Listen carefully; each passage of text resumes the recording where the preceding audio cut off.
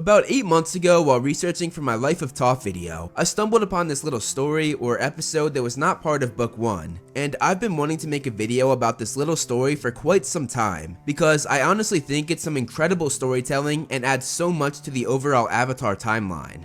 This story is canon and has been approved by the original creators. It's not fan-made, it's not made up by me. This is an actual part of the Avatar storyline, but not a lot of people know about it, so I wanted to bring it into the light so that more people would see this story, not only to be entertained, but hopefully to enhance your overall look at the series and characters. We not only get a more fleshed out character arc for Admiral Zhao, which shows his true flaws, but we get a really deep and in-depth look at Aang's struggles with being the last airbender, literally bringing the title of the show into a whole new light that we can study pretty deeply. And on top of that, it adds some really interesting history to the start of the 100-Year War.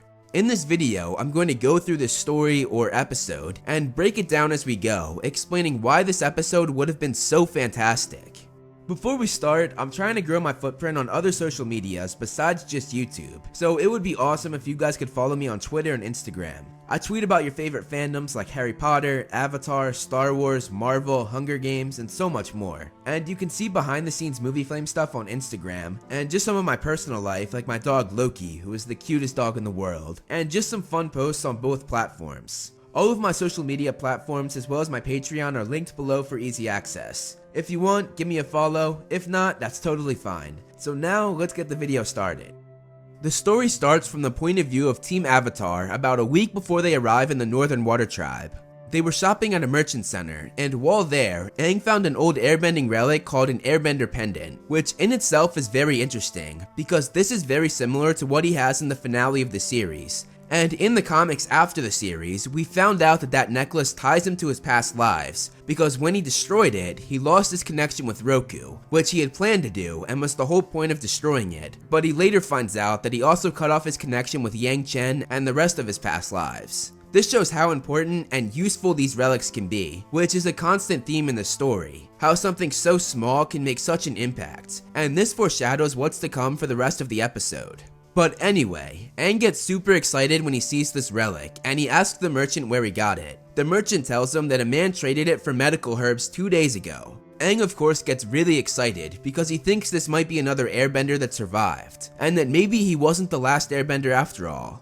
When Aang asked where the man came from, the merchant told him that he came from the mountains above, but that he was probably a traveler who got lost, as no one from the nearby village would go up there because the mountains were sacred and it was said to be full of flying spirits. This had airbender written all over it, and Aang got even more anxious to go up there and see this man. That night, Aang snuck off while Sokka and Katara were sleeping, and he actually feels quite guilty, even apologizing to Katara from afar as he left, which is a perfect reference to him leaving the Air Nation before getting frozen in ice. It shows the profound consequences and guilt that that moment still has on Aang, which is really fascinating, and it shows how the writers of this story truly understand Aang's character. As Aang was flying over the mountains with his glider, he thought to himself that he should have told Katara where he was going, but then realized that she would have said no because she was so focused on reaching the North Pole recently now that they were getting so close, and that was of course their whole mission and journey in book 1. To reach the North Pole so that Aang and also Katara could master waterbending. There's a line in this story where Sokka calls Katara out, saying that they're going to the north so that Aang can learn waterbending. That's the whole point. She's just getting an added bonus by being able to train with him, and Katara's obsession with reaching the north shows much more depth in Katara's character as well. It's sort of skimmed over in book 1 how badly Katara wants to become a waterbender, and I think that's where her drive comes from. That's why she's able to stay on her feet for so long while fighting Pakku, a real waterbending master, when he refuses to teach her. She is determined to become a waterbending master, and it's her mission in life. Like most things in Katara's life, this probably stems from the loss of her mother, because her mother gave herself up as the last waterbender in the tribe to protect Katara, and Katara wanted to make that count, to become the best waterbender she can, seizing the opportunity that her mother gave her, and making sure that her death was not in vain. As Aang was flying over the mountains, he thought to himself that had he told Sokka and Katara where he was going, they would have told him that all of the airbenders were gone. But Aang did not give up hope. He sort of needed this to be true, because it was his last hope of finding someone like him, and if there was one place any airbender would be, it would be here in these sacred mountains. Aang eventually finds a stupa, an old airbending statue, which makes him think that at some point there really was an airbender here. Aang then becomes super excited when he sees man-made caves with lights on down below the statue. He runs for it without thinking and without reason, too excited to do anything but meet this other airbender. When he first gets down there, it looks really promising, as it's a room full of Air Nation relics, and in the back corner, a man who is wearing a hood. The naive Aang goes up to the hooded man hoping it's another airbender, but as we know from the title of the show, Aang is the last airbender. And when the man turns around, Aang sees that it's the merchant who gave him the information to get here. It was a trap. Aang is immediately caught up in a rope and is confronted by Zhao. Zhao tells the guards to make sure he's bound tightly, because obviously the last time Zhao had Aang in his clutches, Aang escaped. Zhao gives a brilliant dialogue about hunting and how you have to hunt where your prey lives, and god do I wish that Jason Isaacs, the voice actor for Zhao, could have voiced this line. That would have been incredible. The merchant then speaks up and says to Zhao that he's done his part and that now he should get to keep all of the airbending relics as promised, and Zhao says that he can take as much as he can carry of this junk. Something that is classic Zhao, not knowing the worth of things that don't cause immediate destruction. He's as far from an air nomad as can be, which is one reason why Aang was able to beat him in the episode called The Deserter, where Zhao single-handedly destroys his ships while trying to go after Aang because he has no restraint.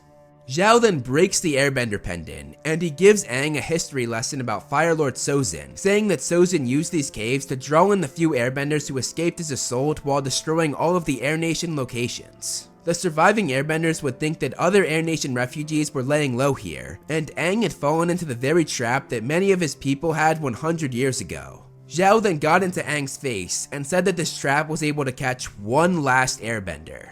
In typical Zhao fashion, he thought that he had won, and he talked down to Aang like he was an idiot for not knowing Fire Nation military history, which he said proved to be Aang's downfall. But Zhao always seems to miss one thing that proves to be his downfall, whether it be losing by crippling himself, or the consequences of messing with spirits, and here, the consequences of thinking he knows everything, which Aang proves he clearly does not, as he explains Air Nomad history, which he states he's sure Zhao knows nothing about. When Aang airbends, Zhao's own firebending is what frees the ropes on Aang's legs, once again crippling himself by underestimating Aang and overestimating the power of his firebending. Aang then uses the junk, as Zhao had called it, to help him escape. He plays an old Air Nation horn, sending everyone flying back. Then he uses another Air Nation relic, which was used in rituals, but Aang explains that himself and his friends found out that if you spun it too hard inside a room, it causes all sorts of chaos, which was just enough for Aang to escape with his glider.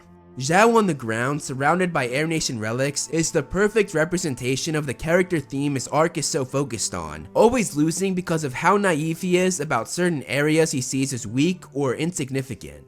The story ends with Aang looking out over the mountains when Sokka and Katara join him. Katara mentions how air nomads would have been attracted to this place, and she infers that that's why he's upset, because this place reminds him of his home. Katara's line is so powerful, especially when paired with Aang's response saying that a few air nomads were attracted to this place, and Aang knows that that was their downfall, lured in and then killed by the Fire Nation. This ending is almost exactly like the third episode ending in Book 1, as we have Sokka and Katara with Aang, then a close-up shot of an upset Aang being held by Katara, and then the final shot is a wide shot with all three of them. The only difference is, in episode 3, they were telling Aang that they were all in this together, and that they were there for him, but this time in this story, Aang is alone. And what I mean by that is though he has Sokka and Katara with him, they do not know what he knows. He alone has the information that is eating him up inside. It's a dark ending to the story, and I really wish that they would have made this into an episode, because I think it would have made for an incredible addition to Book 1 and the entire series in general. Thank you so much for watching, guys. You can follow me on social media to see more of my personal life and more of this little dude. If you like this video, hit that like button and subscribe. I want to give a huge shout out to all my patrons listed below. If you want to be featured on the next video, plus get a bunch of other rewards, become a patron today. Again, thank you so much for watching, and look out for more great Movie Flame videos on the way.